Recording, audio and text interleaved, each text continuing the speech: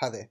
In the last lecture, we looked briefly at Django's packages website and picked out a CMS, as well as looked at the Python index package website, and we chose a CMS called Mezzanine to use.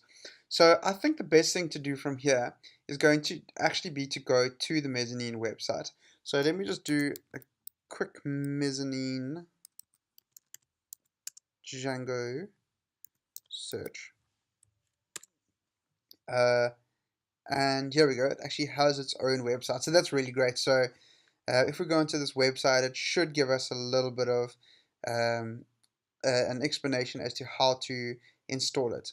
Ah, great. So you see on the side here, we can actually just follow these commands. So the first being pip install mezzanine, so that makes sense. That's how we've always installed things. We just need to make sure we're in our virtual environment for this.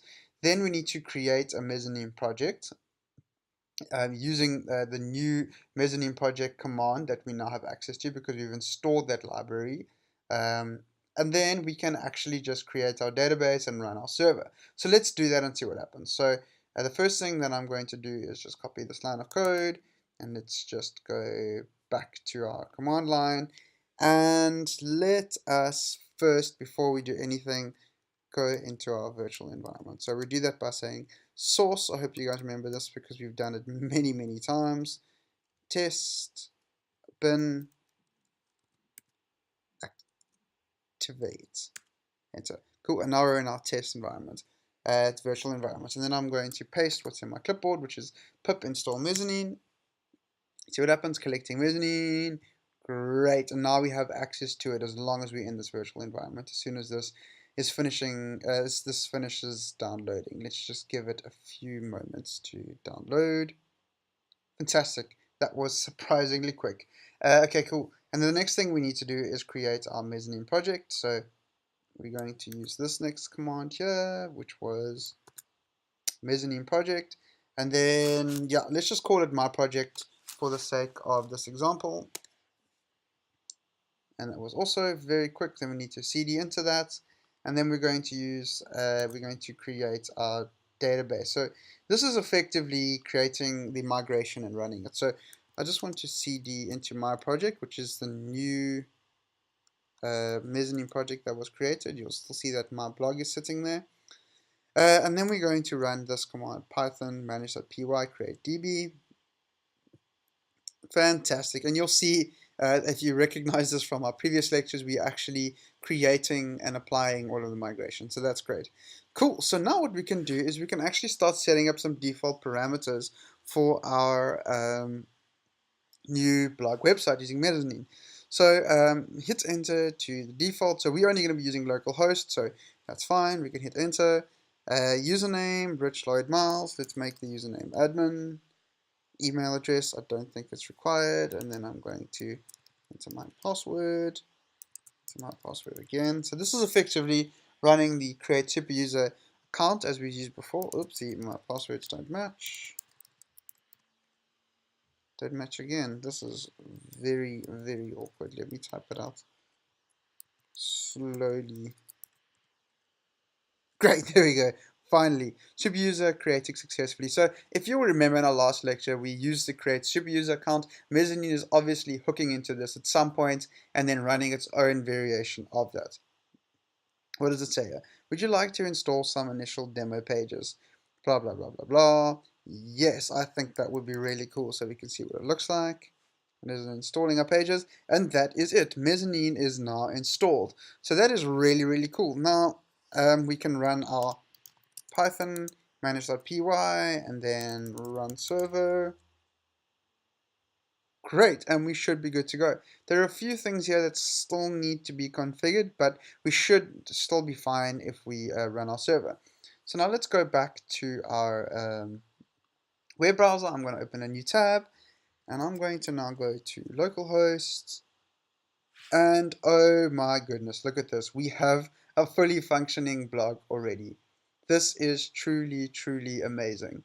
So let's go to the back end of this and see if all is as we think it is. So if we go /admin as we have done in the past, and effectively what Mezzanine is doing is customizing and automating a lot of the stuff which we would have had to do ourselves. I mean, it's even got a forgotten password functionality, site and admin. I mean, this is probably, if you depending on what your user count is, where you would log into. So we've set it up as being admin. So these are our super user credentials. And then I'm going to enter my password in there, and let's log in and see what happens. And look at this amazing backend. This is super cool. So obviously what Mezzanine has done here is it's hijacked the Django backend and it's created its own basically content management system, and it looks very, very similar to WordPress. Um, if we now go to the front end of our site and we refresh it, we are now logged in, which is really cool. And because of this, we see this little arrow here. And what this allows us to do is to do admin functions while we are logged into the front end. So if we now go onto the About page, for example, we can now edit any of these things straight here on the front end, which is something that WordPress doesn't offer out of the box. So About Us, this is something about us. Let's make it bold and let's save it. And how awesome is this? And now this has done what it looks like to be an Ajax request, and it's just updated the database now with us just going to the front end. So as somebody who's managing this blog, we don't even need to log into the back end of WordPress. This is super, super cool. So the next thing that I want to do is just go to the site admin and let's create a blog post. So let's go to blog posts, add new blog post, add blog post, and let's make this one say hello world. And what you'll notice is it already has categories set up for us, so this is really nice. What I would suggest is you go ahead and install this yourself, and then you can fiddle around with all of this stuff. Is the hello world blog post. And let's save, and you'll see the save and add another, save and continue editing. These are all very, very similar to the Django admin commands, and obviously they are running the same functionality, but like I said, it's just hijacking at some point, and Mezzanine is just taking control and doing its own thing. So now if we go to blog and refresh our blog, we can now see that we have our Hello World blog post, and we can even add comments to this. So this is really cool. If we go into it, we can take comments off, so we don't want to have comments for that blog post. And basically all of the work that we did in the previous few lectures now becomes, or the previous few sections now becomes completely redundant because Mezzanine has taken care of all of this for us. This is not to say that the work that we did previously was in vain, as we now have an understanding of how Django works, and you will notice, as I've mentioned a couple of times in this lecture already, a lot of similarities between Mezzanine and vanilla default Django. In the next lecture, I'm going to look at how to customize this front end of Mezzanine. Awesome, see you then.